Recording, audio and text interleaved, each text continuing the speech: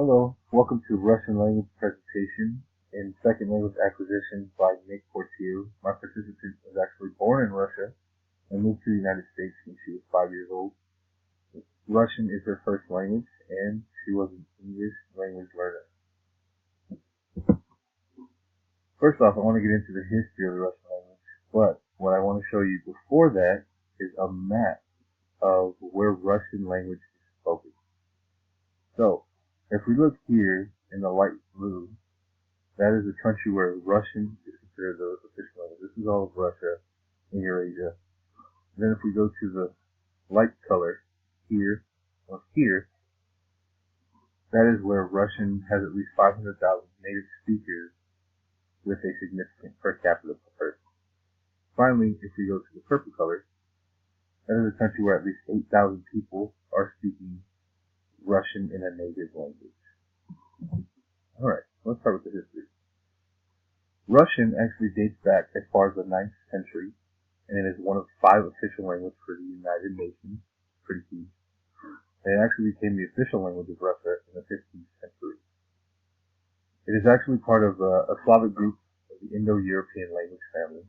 The Slavic group contains languages that's divided into 3 different Slavics, which is the West Slavic, the South Slavic, and the East Slavic. In the West, you have the Czech, Slovak, Polish, and Slovene. In the South, we have Bulgarian, Croatian, Macedonian, Serbian, and Slovenian. And finally, in the East, we have Russian, Ukrainian, and Belarusian. I also wanted to inform you that Russian is the official language of all these countries: Russia, Armenia, Azerbaijan, Belarusian, Estonia, Georgia, Kazakhstan, Kyrgyzstan, Latvia, Lithuania, Moldova, Tajikistan, Turkmenistan, Uzbekistan, and Ukraine, and it is also the largest native language of Europe. It's pretty wild. If we come over here to the right, I wanted to show you, this is one Slavic. These are the Slavic groups. You have Russia, Serbia, Bulgaria, Croatia, Macedonia, Kosovo, Belarus, Czech Republic, Poland, the Ukraine, Bosnia, Slovenia, Slovakia, Montenegro, and Albania. All of these kind of share very similar languages and language usage throughout the country and throughout their lives. So where's Russian spoken? Russian is actually the native language of 142 million citizens of the Russian Federation, which is the world's largest country. The Russian Federation was formerly known as the USSR or the Soviet Union. Now, the total number of Russian language speakers around the world is estimated to be between 255 to 285 million people. That is a ton of people. Russian also ranks as a major world language, which is pretty huge, along with Chinese, English, Spanish, and Hindi. So, Russian is one language that, will be very vital to learn to speak, especially for children in the future. It is also considered the 12th most spoken language in the U.S. and among the top 15 languages used in the U.S. as well. Let's get into the writing system. Russian is written in a 33-letter alphabet, 20 of which are consonants, 11 are vowels, and 2 are signs. So, the big thing in Russian when you make your pronunciation is you have the soft sign, which is a small b, and the hard sign. The alphabet is also adopted from Cyrillic alphabet, which has ties to Greek and Hebrew languages, along with their alphabet, and was actually invented in the 9th century from 2 brothers who are saints, Saint Cyril and Methodius, during the First Bulgarian Empire. Alright, so let's compare Russian versus English. Russian actually has some similarities to the English language. Here are some examples. We're going to start with these few letters, just because these are some examples that were posted in my sources, and they make the most sense, and they're pretty easy to catch on to. So, let's start with the letter A. We have capital A and lowercase a. Now, whenever we pronounce the A in Russian language, it's pronounced as the A in father, which should not be confused with the A as in state or map. So whenever we say A, it is A. A. Now, if we move down to K, right here, is pronounced as king. So the sound we're looking for is k. You go to the M, which is pronounced as most. So pronunciation that we look for is m, m. Then we go to the O sound. The O can get a little tricky, but it is pronounced as the AU and aura, so it's ah. When unstressed, this letter makes a similar sound to the Russian A as ah, but almost like U and under, or the first O in tomato. So, oh, ah, aura. T is pronounced as time, so the sound we're looking for. Now, it gets a little tricky when we go into the E. E is pronounced as yeah, like in the color yellow. Whenever we see the E in the Russian language, it's pronounced as yeah, yellow. Russian is a difficult language to learn because of the characters it contains, but once the Russian alphabet has been learned, the sentence structure is much simpler to put together. So for any recommendations that I would make for someone trying to learn the Russian language, we want to start with the alphabet, very similar to how we start with the English language. Here's an example of some of the alphabet here. Once again, we go back to the A. So the sound is going to be like ah, father. So they're a little different ones. We have symbols here, which I have a couple videos to show you, and they're going to explain how these sounds are interpreted. So if we were to see this sound here, this symbol, I'm sorry, it's going to make an S sound as in pleasure. So the sound is going to make it just. We have the number 3. Whenever we see that, it's pronounced like the sound of Z in zebra. So this. If we go back here, here's a perfect example. I wanted to show you. This is a hard sign. The hard sign prevents softening of the preceding consonant. And if we go to the soft sign is going to soften the preceding consonant. So let's move on to the next slide, and I can show you what that means. I have a video here for you. I'm actually going to jump ahead to it, and I'm going to explain it to you on how the hard sign and the soft sign sound and how they make sense.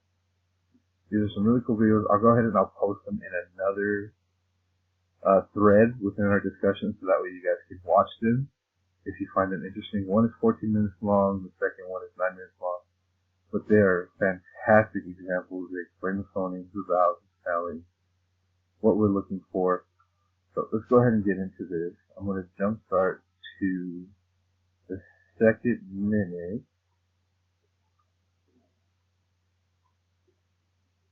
Give me 1 second.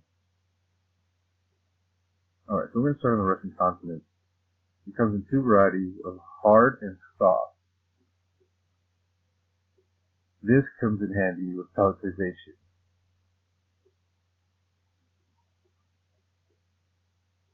So here's how we explain palatalization and the hard and the soft sounds. So we have the letters the word cut and key. So to say cut, your palate uses the back of your tongue to give that hard T sound. So you have cut, cut. Now, when we get to the soft sign, that's where key comes in. So we can use the same sound, but we end with key. So cut with the hard T instead of hard sign, and key with the Y sign is the soft sign. So the back of your tongue is going to touch the top of your palate a little bit more. So key, cut, cut, key, key. So that is an example of how palatalization and the hard sign and the soft signs work.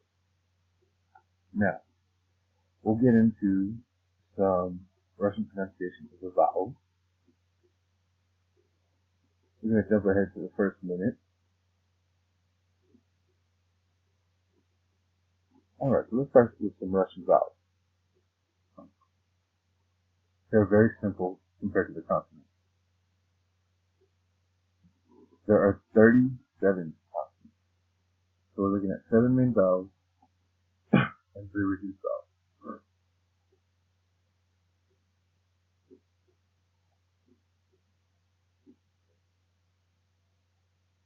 So we're going to start with the very first E. So we have E, igloo, igloo. which is the same as me, a musical note, and me as it, and me, which is right up here, top. We'll go on to the next one. The next one is street. We have U, letter U, ulica, which also comes into new as well, and new is up here. So it is a little difficult to catch on to, which is exactly why I posted these videos. Russian is a very tough language. It's one that you have to understand the alphabet along with the phonemes and how the hard and the soft parts work. So it's not a language I'm too familiar with. This is all new to me. But like I said, I will post these videos in the thread so that way if you guys have time, you can take a look at it and understand what I'm explaining in this presentation.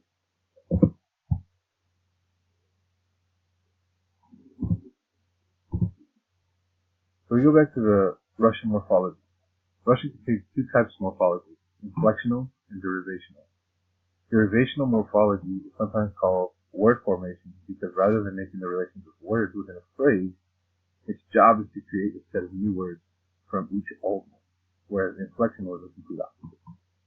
In Russian, this is accomplished by adding prefixes and suffixes that change the meaning of the word rather than, say, just the tense, the aspect, or the number. And finally, I did want to show you some greetings that are used in the Russian language. So we start with like, hello, здравствуйте. If we go to goodbye, до свидания. Farewell, прощай. Bye, пока. See you soon, до скорого. And these are just some simple examples that I wanted to provide for you guys and show you that the phonetics are a little different when pronouncing the word as compared to the spelling. So once we can understand the actual alphabet, like what we see in the middle of this chart, the phonetics become so much easier. And once you learn the alphabet, you can actually learn to read just about any Russian word, which is what I'm starting to figure out as I continue to research this language. But I hope you guys enjoyed my presentation of the Russian language. If you have any questions or concerns, I look forward to answering them on our thread. And thank you for watching. Have a good day.